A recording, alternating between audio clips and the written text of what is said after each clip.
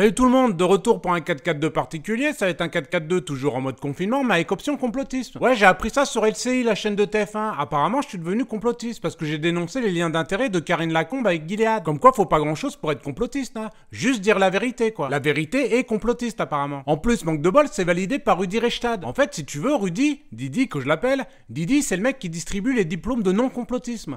Et apparemment, je l'ai pas eu. Du coup, je vais tenter d'aller au rattrapage à l'oral avec cette vidéo. Mais ça va être chaud pour mon derche. Tu vois bien qu'à l'oral, je me lâche beaucoup trop. Je déborde, feu rouge, pas feu rouge, t'as bien vu que je passe. J'ai bien peur que ça se termine en paix foireuse cette histoire. Mais bon, je vais quand même tenter le coup. Après, tu te dois dire, putain, c'est chiant pour toi, Marcel. T'avais quand même bien enquêté, c'était bien la peine de te casser le cul. Est-ce que ça te fait pas un peu chier? Alors franchement, au moment où je lisais l'article de LCI, ma femme revenait des courses de chez Lidl. Elle avait oublié d'acheter l'atome et le Cantal. En fait, avec ces deux frontons, je cuisine la truffade. Bref, on s'est pris la tête pendant 2 heures, et ça m'a fait chier. Louper une truffade ou se faire traiter de complotiste par Didi, je te cache pas que Didi, ça m'a plutôt remonté le moral. J'ai pas ma truffade, mais Rudy peut pas me blairer. Et ça, c'est une petite victoire. Et crois-moi bien que je vais le réconforter dans ses croyances, mais à ma sauce. Je suis de la vieille école du martinet et du ceinturon. Courir autour d'une table, ça me connaît. Et là, je cours pas, qu'on se mette bien d'accord. Y a que mon daron qui me fait courir. Allez, je commence mon oral. Régale-toi, Rudy. Bon, les gars, j'ai pas terminé de faire ma dernière vidéo sur les conflits d'intérêts de Karine Lacombe, que j'apprends que les experts médecins des conseils scientifiques chargés d'éclairer, puisqu'apparemment ils voient que dalle l'autre, le président pendant la crise sanitaire, ont touché 450 000 € des laboratoires pharmaceutiques. Bim, dans ta gueule. Moi, je me casse le cul à combattre mon complotisme, comme tous les Français qui ont le malheur de pas être forcément d'accord avec les journalistes ou Rudy, et les autres débarquent et posent 450 000 € comme ça, normal, devant tout le monde. Non mais les gars, laissez-nous respirer 2 secondes. On assimile tout juste les masques qu'on doit mettre mais qu'on doit pas mettre. On peut aller au théâtre mais faut pas sortir. Que les malades du Covid sont responsables de leur mort et que les 3500 Chinois décédés du coronavirus sont des Pokémon. Vous voulez quoi au juste? C'est quoi votre stratégie? Comploter au grand jour pour rendre le complotiste désarmé, c'est ça? Aux comiques qui vont sortir du confinement, les gars, vous allez vous faire plaisir. Il y a de quoi faire 2 tournées internationales à guichet fermé tellement il y a de matos. Moi, à la limite, j'ai qu'à me baisser. Là, je fais de la cueillette. Et cette année, la saison est exceptionnelle. On n'a jamais vu ça. On est en pleine jonction Ayrton Senna, Lady Di, Schumacher. Il y a un alignement des planètes, un Kali Yuga à la con, une connerie dans le genre, c'est pas possible. Bon, récapitulons. Je vous fais un petit check-up des quelques faits marquants de l'actualité qu'on a tendance à oublier. Mais comme j'aime bien le devoir de mémoire, je me devais de taquiner mon petit monde. Les quelques minutes qui vont suivre, ça va être une séance d'abdos. On va se marrer un peu. Et je vous le dis franchement, c'est soit ça, soit on se met tous en position fétale à chialer notre mère. Mais comme on en a jusqu'au 11 mai, je vous laisse pas en galère, les gars. Je suis pas une pute. Bon, on commence par ce titre du Parisien. Les masques commandés en Chine seront livrés en France d'ici fin juin. Rien que le titre, ça me plaît pas. Fin juin, ma bouée canard sera déjà descendue du grenier. Mes mioches auront sorti les planches. Et ma femme cherche en ce moment la balle en plastique pour les raquettes. Non mais il y a des fois, je me demande s'ils sont au courant que le coronavirus, c'est maintenant. Les gars, ils veulent te donner l'hydroxychloroquine et les masques après l'épidémie. C'est comme si tu tirais la chasse et qu'après t'allais chier. Y a aucun intérêt. Faites le test chez vous si vous voulez, mais vous allez vous rendre compte que non. Hashtag ça pue la merde, c'est tout. Non mais écoute bien celle d'après. Coronavirus, 16 millions de masques destinés à la France bloqués en Chine. Toi tu te dis putain 16 millions on en aurait bien besoin en ce moment. Qu'est-ce qui se passe? Bah écoute bien, les mecs ont envoyé un pilote d'Air France chercher les précieux masques. Sauf qu'en Chine, niveau Covid-19, ça rigole pas. Là-bas, ça teste à tour de bras. Tous les 15 mètres, t'as un Chinois qui sort de je ne sais où pour tester. Et manque de bol, notre pilote français, il arrive en Chine et est testé positif. Puisque bien évidemment, nous en France, on teste que dalle. Tu vois? Du coup, le type est bloqué là-bas comme un con avec 16 millions de masques. C'est ahurissant d'amateurisme. C'est dingue. Pour vérifier si une famille avec 3 mioches qui se baladent pendant leur heure de sortie et les verbaliser s'ils dépassent de 5 minutes, on sait faire. Mais tester un mec qui va piloter un Boeing pour choper des masques FFP2 en Chine à 8000 km de là, on sait pas. Non mais en plus, je sais pas si vous avez remarqué, ils arrêtent pas de nous dire les Français sur internet se prennent pour des experts alors qu'ils y comprennent rien. En gros, ils nous prennent vraiment pour des cons en plus. Moi, à limite, je dis ok les gars, mais nous on aimerait bien vous prendre pour des experts. Mais putain, aidez-nous à y croire. Réussissez un truc. Mets le rond dans le truc rond, le carré dans le carré et le triangle dans le triangle. C'est pas compliqué. On verra plus tard pour l'étoile au pire. Mais putain, faites un effort. D'ailleurs, on va prendre un exemple très simple, celui de Karine Lacombe, qui nous rappelle bien que elle est scientifique et que nous ne le sommes pas. Je cite, on a l'impression que tout le monde est devenu docteur. Maintenant, on va regarder la scientifique qui nous parle de l'utilisation ou non du masque en tant qu'experte. S'il y avait des masques pour tout le monde, des milliards de masques, ce serait préférable d'en mettre?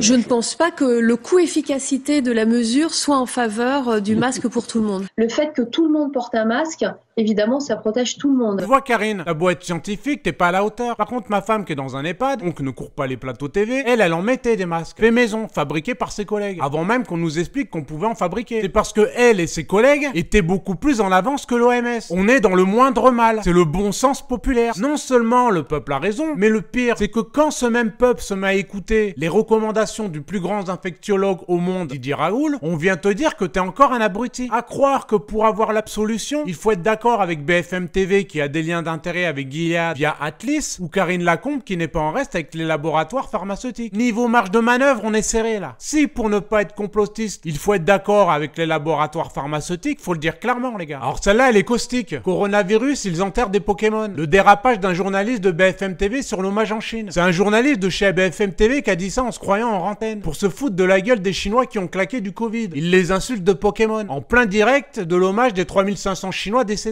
C'est chaud bouillant là. L'autre il dit ça et ça passe crème. Et s'il le dit normal, c'est qu'il sait qu'en face t'as les collègues qui sont réceptifs. Qui vont se marrer. Je te laisse deviner l'ambiance sur le plateau quand on va fêter les notes de mort. Il va y avoir de la confetti, du chapeau pointu et du serpentin. Et alors là c'est extraordinaire. T'as le présentateur qui s'excuse et BFM prend la décision de mettre en retrait le journaliste. Le petit Emmanuel Le Chypre. Pour une durée, écoutez bien, d'une semaine. Putain, cette sanction de malade. Toi, tu t'attends à ce qu'il soit fusillé sur la place publique ou qu'on lui coupe une couille? Non, non, t'es puni, tu vas au coin. T'es confiné une semaine. Va faire des lignes, petit chenapan. C'est hallucinant. Toi, tu fais une blague comme ça sur les juifs, ils te reconstruisent la fusée Ariane, ils te mettent dedans et ils t'envoient dans la stratosphère. Et ça, c'est un voyage au bout de la nuit. On passe à autre chose. Le préfet de police de Paris a estimé que les personnes hospitalisées en réanimation étaient celles qui n'avaient pas respecté le confinement. Le gars s'appelle l'Allemand. Déjà, je suis désarmé. Il me pique ma blague. Il s'autorise de dire ça au calme, de façon totalement décomplexée. Venant du préfet de police, c'est très inquiétant quand même. On n'a pas affaire à Griveaux qui se branle devant sa cam là. C'est flippant. Bref, avec tout ce foutoir, les médias et le showbiz se disent putain, on va passer pour des brels. Faut faire une action pour redorer le bordel. C'est quoi le cadeau du showbiz pour les confiner? On va envoyer Gad Elmaleh et Dubosc pour appeler les Français. Ça c'est le coup du lapin. Les vieux vont crever et à la veille ils vont devoir se tartiner Gad Elmaleh qui entre deux dialogues va en piquer un. Franchement, arrêtez cette torture. Remettez en place l'écartèlement ou l'empalement si vous voulez, mais stop, ça va quoi. On en chie assez comme ça. Laissez-nous tranquilles. Le gendarme à Saint-Tropez, ça nous suffit, nous, c'est très bien. Touche à rien, les gars. En plus, le soir, t'as Salomon qui t'annonce les morts. Je peux te dire que tous les soirs avec ma femme, on n'emmène pas large. Mais quand tu le regardes, le Salomon, tu te dis, putain, il est raccord quand même, hein. C'est fait pour lui, ça. On dirait même qu'il a bossé toute sa vie pour en arriver là. Vas-y, Salomon, hein, sors la faucille, il y aura rien de choquant. Lâche-toi, frérot. Bon, on va se quitter là. On aura tous compris que pour mon oral, c'est niqué. Là, j'aurai pas mon diplôme, c'est sûr. LCI et Rudy vont me mettre dans la catégorie des complotistes. C'est plié. Mais bon, j'en ai rien à foutre, c'est le jeu. J'accepte les règles et je joue mes pions. D'ailleurs, en parlant de jouer, ma prochaine vidéo, ça va être le grand nettoyage. Au lieu de balancer le voisin qui tente le barbecue ou la voisine qui sort 3 fois son chien dans la journée, on va aligner les Simès, les Laurent Alexandre, les Marcel Ichou et toute la bande à Basile. D'ailleurs, si vous avez des noms, mettez ça en commentaire. On va se la jouer collectif. Ce sera une vidéo que vous allez vous passer en boucle tous les matins pour le plaisir des oreilles. Le barbecue, je vais vous le faire en vidéo, en mode poulet avec son riz et supplément frites. Je vais vous éveiller les papilles. Donc tenez-vous prêts, je m'enferme dans le grenier. J'en sortirai pas avant d'avoir aligné tous les traits. Bon allez, on va se quitter, sinon ça va durer des heures. N'oubliez pas que si vous regardez cette vidéo, c'est que vous êtes des complotistes. C'est chiant, mais va falloir s'y faire. Allez, ciao les gars.